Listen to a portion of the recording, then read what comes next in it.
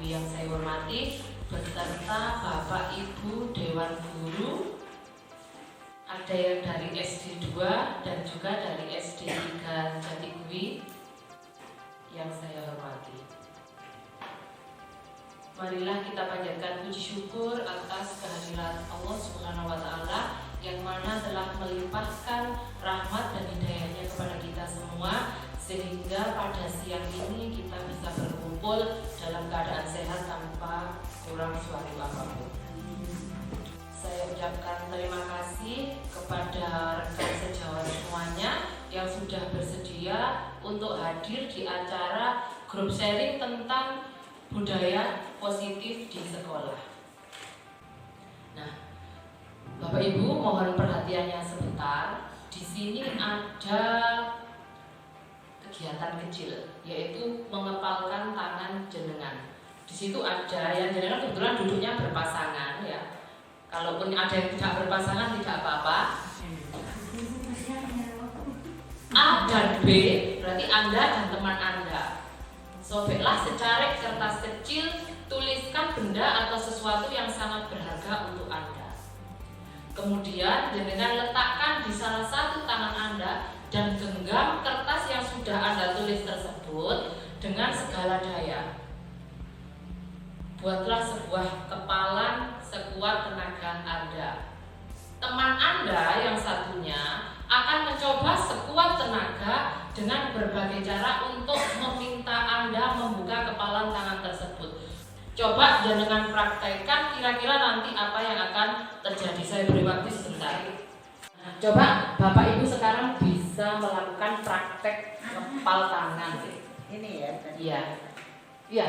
Coba Bapak Ibu secara bergantian silahkan membuka tangan temannya masing-masing. Ayo dong, berani dibuka. Apa sih isinya? Coba lagi ya.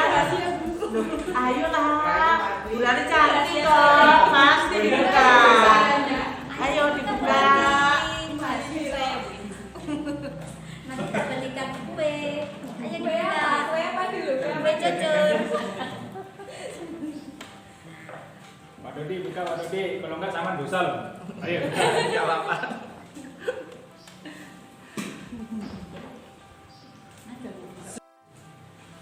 Assalamualaikum warahmatullahi wabarakatuh. Waalaikumsalam wabarakatuh. Dari tugas mengepal tangan tadi, saya berpasangan dengan Bu Sri Suryani. Yang saya rasakan ketika saya menggenggam, saya mencoba mempertahankan. Saya tidak ingin benda yang saya sukai diketahui oleh Bu Sri Suryani.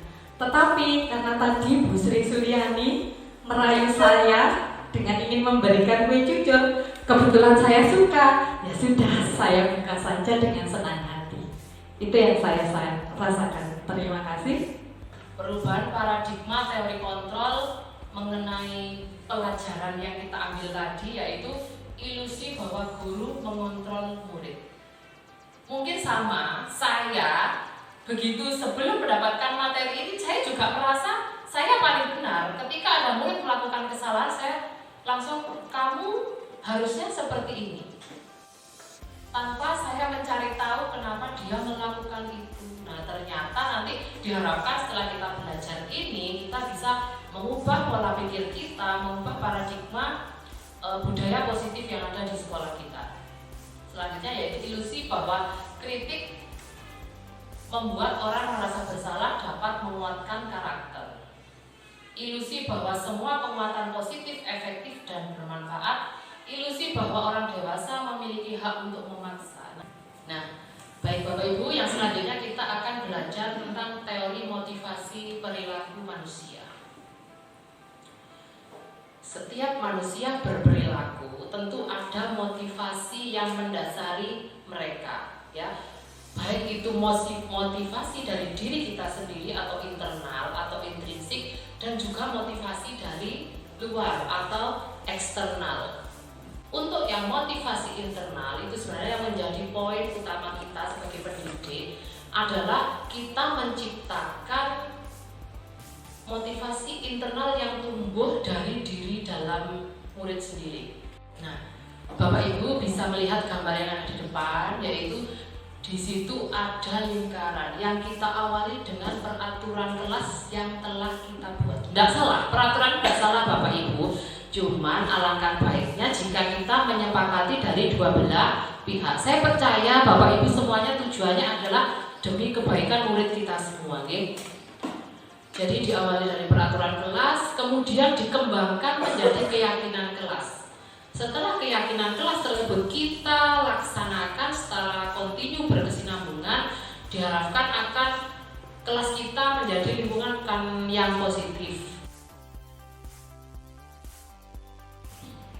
Jadi gini Bapak Ibu, setelah kita belajar tentang kebutuhan dasar manusia, yang selanjutnya yaitu kita akan belajar 5 posisi kontrol kita sebagai seorang guru. Jadi ada 5 posisi kontrol. Yang pertama, kita bisa berlaku sebagai penghukum, pembuat orang merasa bersalah, teman, pemantau, atau kita sebagai seorang manajer.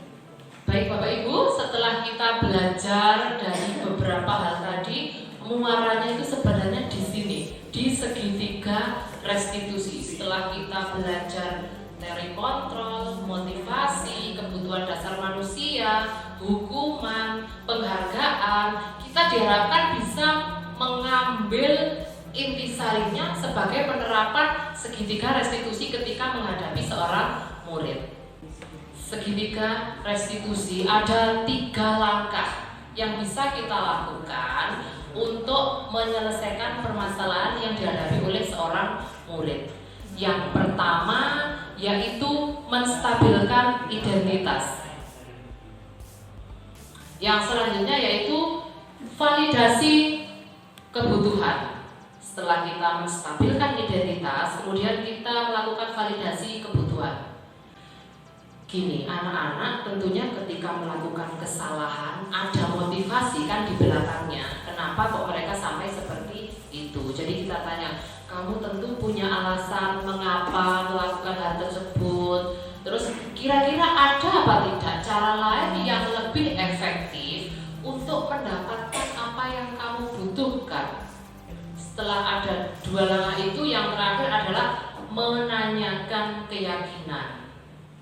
Setelah anak-anak kita tanya, terus dia mau bercerita permasalahannya seperti ini, lalu kita tanyakan keyakinan kepada mereka. Kalau kamu melakukan hal tersebut, kira-kira sesuai apa tidak dengan keyakinan kelas yang sudah kita sepakati bersama? Mungkin seperti itu. Jadi nanti anak-anak akan berpikir, sudah sesuai dengan keyakinan kelas kita apa belum? Nah, Bapak Ibu, setelah kita mempelajari tahapan-tahapan pada segitiga restitusi tadi,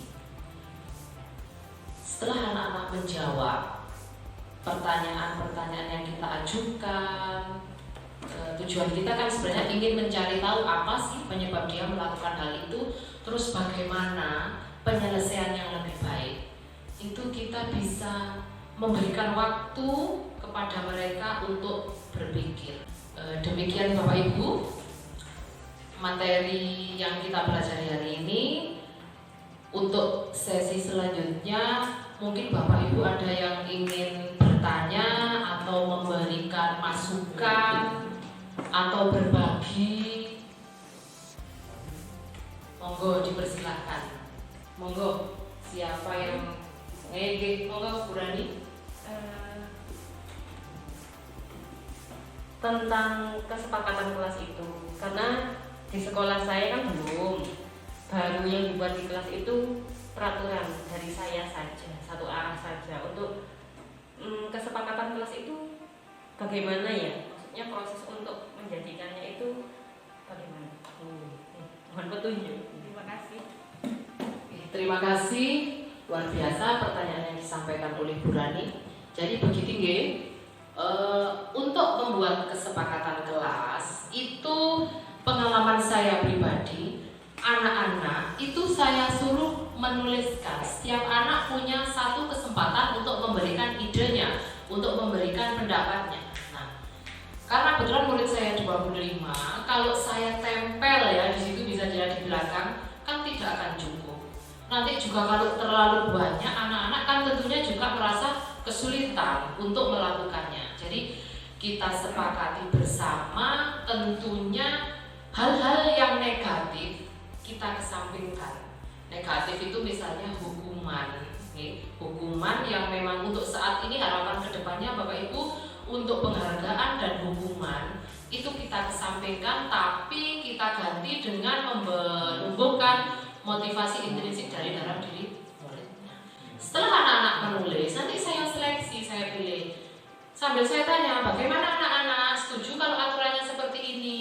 Ya Bu. Nah, jadi kita sepakat, terus kita tanda tanya guru dan murid, karena namanya kesepakatan kelas. Jadi dari dua pihak, bukan dari satu pihak saja. Kita sebagai guru, terus mereka juga sebagai murid, kita sama-sama menyepakati apa yang sudah menjadi kelas kita. Sehingga dari kesepakatan tersebut tumbuhlah keyakinan kelas. Kan sasaran kita kalau keyakinan kelas sesuai dengan nilai kebajikan universal, yang saat ini mungkin untuk lebih gampangnya kita arahnya ke penguatan profil pelajar Pancasila. Oh ya, saya hanya sedikit membicarakan. Untuk tadi kan ada motivasi intrinsik ya, menumbuhkan dalam dirinya si siswa.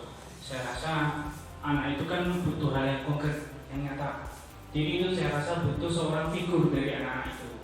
Jadi kita sebagai pelaku pendidik di sini tentunya kita harus menjadi figur buat anak-anak. Ketika kita memberikan figur yang baik, tidak usah jauh-jauh, anak akan melihat dan termotivasi dirinya sendiri. Saya rasa gitu. Jadi intinya di sini adalah ada figur dulu.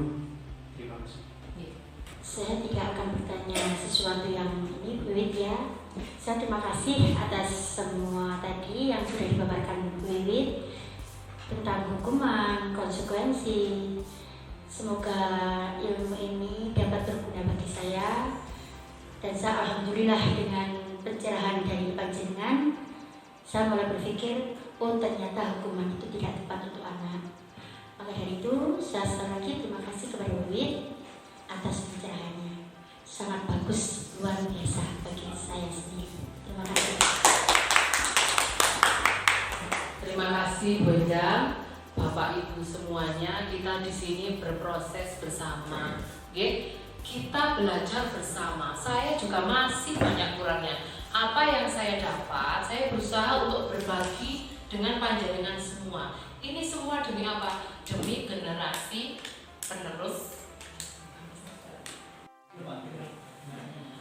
Demikian tadi ya Bapak Ibu, saya hanya bisa berbagi sedikit materi tentang budaya positif yang telah saya pelajari di pendidikan guru penggerak ini.